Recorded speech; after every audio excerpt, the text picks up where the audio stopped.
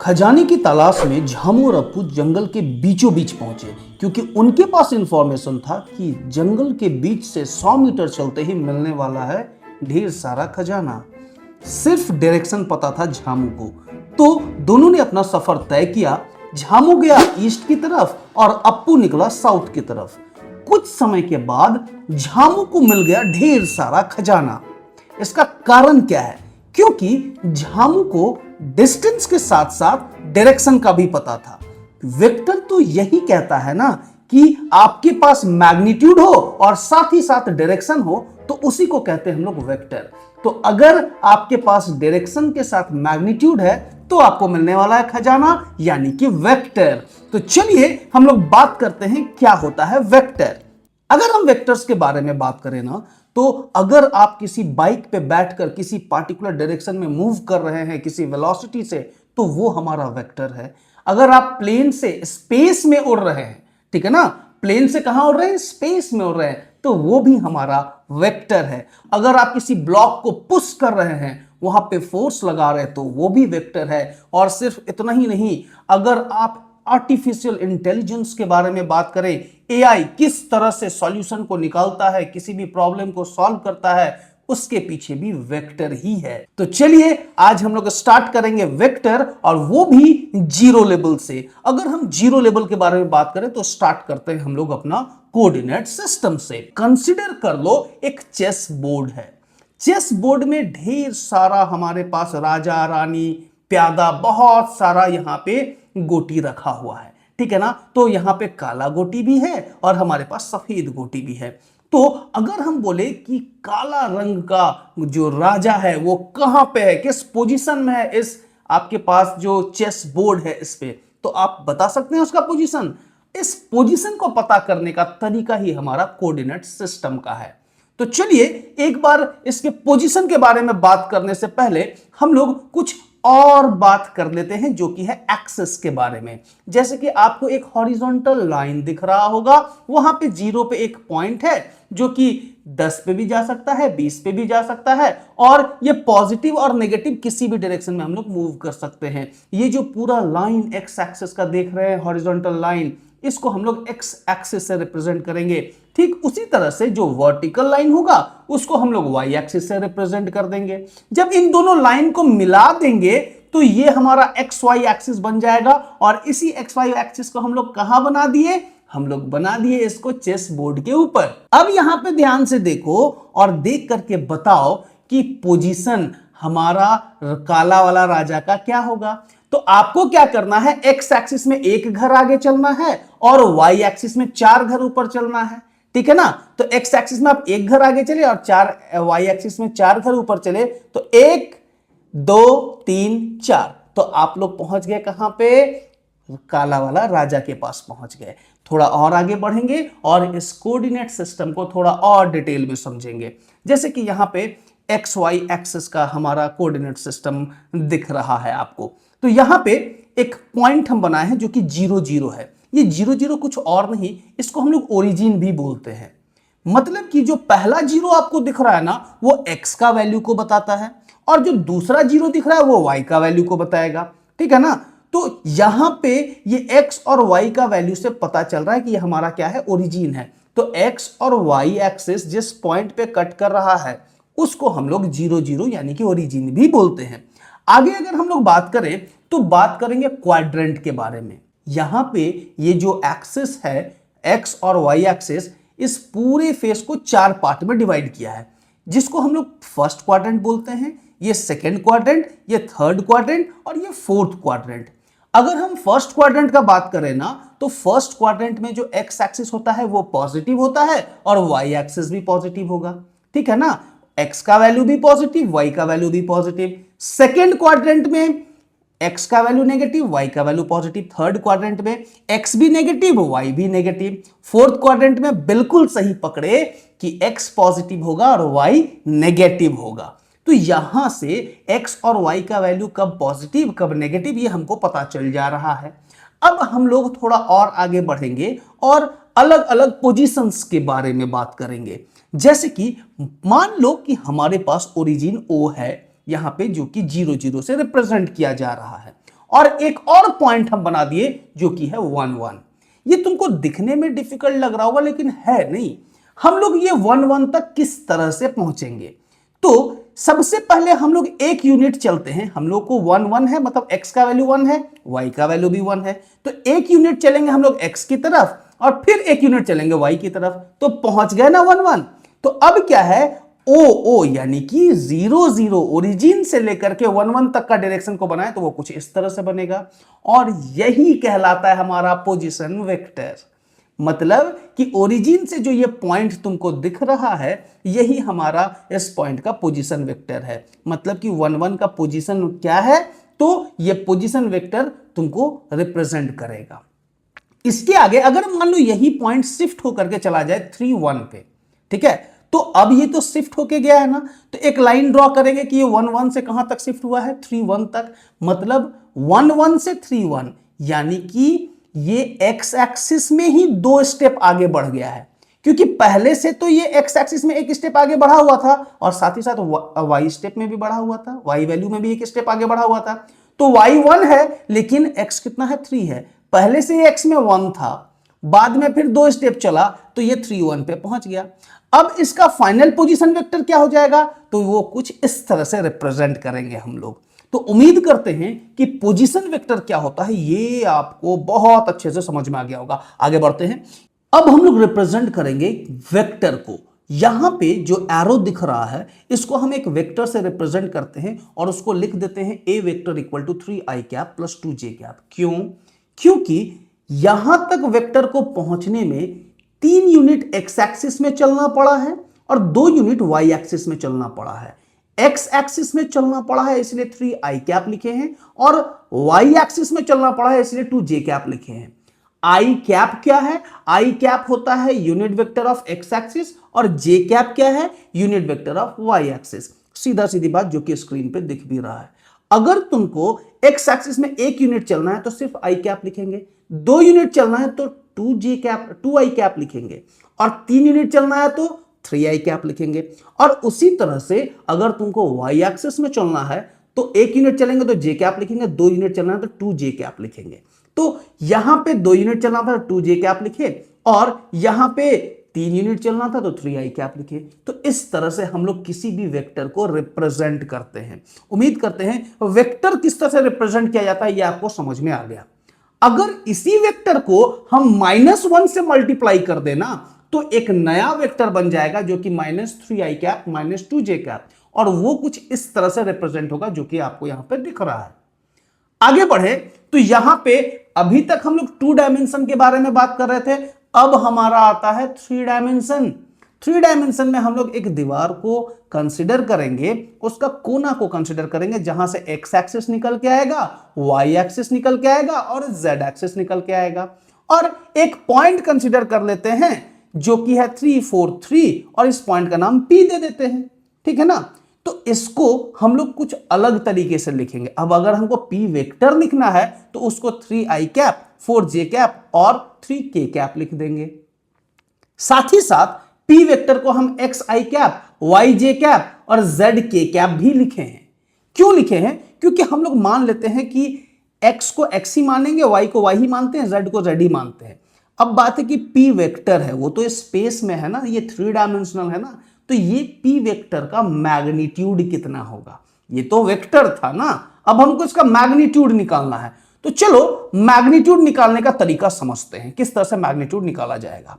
हम लोग मान लो पहले एक्स एक्सिस में थोड़ा सा आगे बढ़ेंगे जिसका वैल्यू x कहलाएगा। ठीक है, 0 से c तक गए, x कहलाया। फिर c से थोड़ा और आगे बढ़ेंगे y एक्सिस के तरफ। ठीक है ना, तो ये y कहलाया। c से a तक हमारा क्या कहलाया? y कहलाया। फिर a से b को ज्वाइन कर देते हैं। ठीक है ना।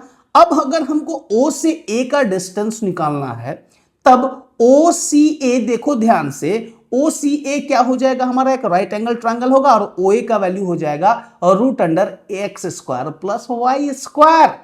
ठीक है ना। अब क्या करते हैं, A से एक परपेंडिकुलर लाइन ड्रॉ करते हैं जो कि हमारा डिजायर्ड पॉइंट तक जाएगा जो कि D कहलाएगा। A से D जैसे ही ज्वाइन करेंगे यही हमारा Z का वैल्यू बताएगा। ठीक है ना। अब ध्यान से देखो, जो हमारा ट्रायंगल है जो कि है OAD, दिख रहा है ना, या ODA। यहां पे P का मैग्नीट्यूड निकालने के लिए हम लोग को क्या करना है, P तो हमारा हाइपोटेन्यूज हो जाएगा और OA हमारा बेस हो जाएगा और AD हमारा परपेंडिकुलर हो जाएगा। तो हाइपोटेन्यूज का square is equal to perpendicular square plus base का स्क्वायर से ही हमारा निकल जाएगा क्या, मैग्नीट्यूड। तो हम लोग P इक्वल टू लिख सकते हैं root under OA square plus OZ square. OA का वैल्यू हमको पहले से पता था, तो हमारा P का मैग्नीट्यूड हो जाएगा root under X square plus Y square plus Z square. कितना आसानी से हम लोग मैग्नीट्यूड निकाल लिए ना। अब आगे चलिए हम लोग कुछ और इंटरेस्टिंग टॉपिक के बारे में बात करते हैं, जो कि है हमारा यूनिट वेक्टर। जैसे कि अभी हम लोग एक वेक्टर लिखे P वेक्टर, जो कि X I cap, Y J cap और Z K कैप था। अब इसका डायरेक्शन तो ना ही X एक्सिस में है, ना ही Y एक्सिस में है, ना ही Z एक्सिस में है, ये तो तीनों एक्सिस के कॉम्बिनेशन से बना है ना। तो इसका जो यूनिट वेक्टर होगा वो तो यूनिक होगा। अब किसी भी रैंडम वेक्टर का यूनिट वेक्टर कैसे निकालते हैं उसके बारे में बात करते हैं। उसका सीधा सीधी फॉर्मूला है vector divided by its magnitude. तो जो P वेक्टर है उसको उसके मैग्नीट्यूड से डिवाइड कर दो, आ गया हमारा यूनिट वेक्टर। तो इसका रिजल्ट होगा क्या, तो P वेक्टर का वैल्यू है X I cap, Y J cap plus Z K cap divided by root under X square plus Y square plus Z square. ये कहां से आया, अभी अभी हम लोग निकाले ना कि मैग्नीट्यूड ऑफ P हमारा क्या होता है, root under X square plus Y square plus Z square. तो ये था हमारा यूनिट वेक्टर। अब हम लोग आगे बढ़ेंगे जो बहुत इंटरेस्टिंग टॉपिक है, जिसका नाम है हमारा वेक्टर एडिशन। अब हम लोग बात करेंगे वेक्टर एडिशन के बारे में। तो उससे पहले हम लोग एक सिचुएशन कंसीडर करते हैं, जो कि है एक नदी बह रहा है, उसके एक साइड पे एक लड़का खड़ा है, उसको तैर के दूसरी तरफ जाना है। तो नदी का जो बहाव है वो तुमको दिख रहा है उसका डायरेक्शन, और उसको तैर के कुछ इस पार्टिकुलर डायरेक्शन में जाना है, ठीक है ना। इसको सीधा तैरना है, लेकिन रिवर का जो फ्लो है उसके परपेंडिकुलर है, ठीक है ना। वो फ्लो कुछ इस तरह से है, आपको दिख रहा है, और उसको जाना किधर है आपको पता है, जाना अब क्या है कि जब वो सीधा जाएगा, ठीक ना, तो पानी का बहाव इधर है, तो वो बह करके पहुंच जाएगा यहां पे। मतलब कि जो उसका अपना वेलोसिटी था उसमें पानी का वेलोसिटी ऐड हो गया, तो उसका नया रिजल्टेंट वेलोसिटी इस पार्टिकुलर डायरेक्शन में आ गया। ये बात समझना बहुत ज्यादा इंपॉर्टेंट है। इसी को कहते हैं हम लोग triangle law of vector addition. Vector addition का जो पहला एडिशन है, जिसका नाम है हमारा triangle law of vector addition, उसको समझने से पहले हम लोग एक एरो यानी कि एक वेक्टर को कैसे रिप्रेजेंट करते हैं उसके बारे में बात करते हैं। ये एरो दिख रहा है, ये हमारा हेड पार्ट है, ये हमारा टेल पार्ट है। अब इसको अगर हम रिप्रेजेंट करने के बारे में बात करें, तो अगर हेड पार्ट पे B है और टेल पे A है, तो इसको हम लोग BA वेक्टर बोलेंगे। ठीक उसी तरह से अगर हेड में A है, टेल में B है, तो इसको हम लोग AB वेक्टर बोलेंगे। तो वेक्टर को रिप्रेजेंट कैसे करते हैं ये समझ में आ गया ना। तो अब बात करेंगे triangle law of vector addition के बारे में, ठीक है। तो यहां पे एक वेक्टर हम ड्रॉ करते हैं जो कि A वेक्टर है, फिर यहां से एक B वेक्टर ड्रॉ किए। तो यहां पे कहता क्या है ट्रायंगल लॉ, ट्रायंगल लॉ का कहना है कि अगर दो वेक्टर सेम डायरेक्शन में हो यानी कि सेम ऑर्डर में हो, तो अपोजिट ऑर्डर से लिया गया वेक्टर उसके रिजल्टेंट को बताता है। यानी कि R vector equal to A vector plus B vector. यहां पे A वेक्टर का वैल्यू क्या है I cap plus 2J cap, और B वेक्टर का वैल्यू क्या है 2I कैप। अब दोनों को ऐड करेंगे तो कुछ ना कुछ वैल्यू तो आएगा ना, आएगा कि नहीं आएगा। तो चलो निकाल लेते हैं वैल्यू। तो A का वैल्यू भी पुट कर दिए, B का वैल्यू भी पुट कर दिए, और पुट करने के बाद हमारे पास सोल्यूशन क्या आ गया 3I cap plus 2J cap. तो हम लोग किसी भी वेक्टर को कैसे ऐड करते हैं ये तो समझ में आ गया, ठीक है ना। तो अब बात यह है कि वेक्टर को ऐड करने का वैल्यू तो समझ में आ गया, अब इसका मैग्नीट्यूड कैसे निकालेंगे। तो मैग्नीट्यूड निकालने का वही फॉर्मूला है root under X square plus Y square. लेकिन अगर यहां पे A वेक्टर और B वेक्टर ना दिया हो, उसके जगह पे बोल दे कि A का मैग्नीट्यूड दिया हुआ है, B का मैग्नीट्यूड दिया हुआ है, और A और B के बीच का एंगल दिया हुआ है, ठीक है ना, कुछ इस तरह से, तो क्या करोगे। तो इस केस में जो हमारा मैग्नीट्यूड का फॉर्मूला होता है वो हो जाएगा हमारा root under A square plus B square 2AB cos theta, magnitude of resultant. और ये A वेक्टर से रिजल्टेंट कितने एंगल पे है वो डायरेक्शन को बताएगा रिजल्टेंट का, और डायरेक्शन का फॉर्मूला हो जाएगा alpha equal to tan inverse B sin theta by A plus B cos theta. ये ऑलरेडी आप जानते हैं। ये ट्रायंगल लॉ था। इसी तरह से हम लोग एक और लॉ है वेक्टर एडिशन का, जिसको बोलते हैं parallelogram law of vector addition. यहां पे क्या होता है, दो वेक्टर अपोजिट ऑर्डर में जाते हैं और इसका जो रिजल्टेंट है ये भी अपोजिट ऑर्डर में जाता है, ठीक है ना। तो यहां पे जो ये r होगा वो a प्लस बी वेक्टर के बराबर होगा। और इस जगह पे भी अगर हम r का मैग्नीट्यूड निकालने के बारे में बात करें तो वो कुछ इस तरह से हो जाएगा। r का मैग्नीट्यूड का बात करेंगे तो यहां पे a का मैग्नीट्यूड दिया हुआ है, b का मैग्नीट्यूड दिया हुआ है और a और r के बीच का एंगल अल्फा दिया हुआ है, ठीक है ना। तो यहां पे अगर हम बात करें तो वही सेम रिजल्ट होगा मैग्नीट्यूड का, root under A square plus B square plus 2ab cos theta. और जो डायरेक्शन का फॉर्मूला होगा alpha equal to tan inverse b sin theta divided by a plus b cos theta. ये था हमारा parallelogram law of vector addition. यहां तक हम लोग वेक्टर एडिशन का बात किए। अब जो टॉपिक के बारे में बात करेंगे वो बहुत बहुत ऑसम टॉपिक है, जिसका नाम है रेजोल्यूशन ऑफ अ वेक्टर। ये बहुत इंटरेस्टिंग टॉपिक है। रेजोल्यूशन का मतलब कि एक वेक्टर को हम दो कंपोनेंट में तोड़ेंगे। ये फिजिक्स के लिए बहुत बहुत ज्यादा इंपॉर्टेंट टॉपिक है। अब कैसे इंपॉर्टेंट है चलो समझते हैं।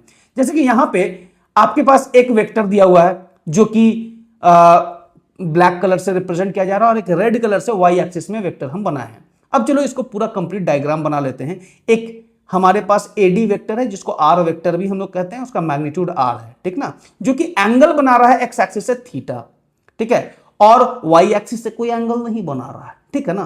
तो अब क्या करते हैं, अगर मान लो ये रेजोल्यूशन ऑफ वेक्टर का मतलब कि ये जो एडी वेक्टर है, आर वेक्टर है, इसका कुछ ना कुछ कंपोनेंट एक्स एक्सिस में भी होगा, ठीक है ना। तो कितना कंपोनेंट एक्स एक्सिस में होगा, उसके लिए क्या करते हैं, इस आर वेक्टर पे ऊपर से एक लाइट फॉल कराते हैं। इसका जितना परछाई हमारा एक्स एक्सिस पे बनेगा उतना ही आर का वैल्यू एक्स में रहेगा, ठीक है ना। तो कहने का मतलब जितना परछाई बना ए बी बना हमारा, ठीक है ना। कितना परछाई गिरा हमारा, ए बी परछाई गिरा है, तो ए बी तक का जो डिस्टेंस निकलेगा वो हमारा आर का कंपोनेंट होगा एक्स एक्सिस में। कैसे, चलो देखते हैं।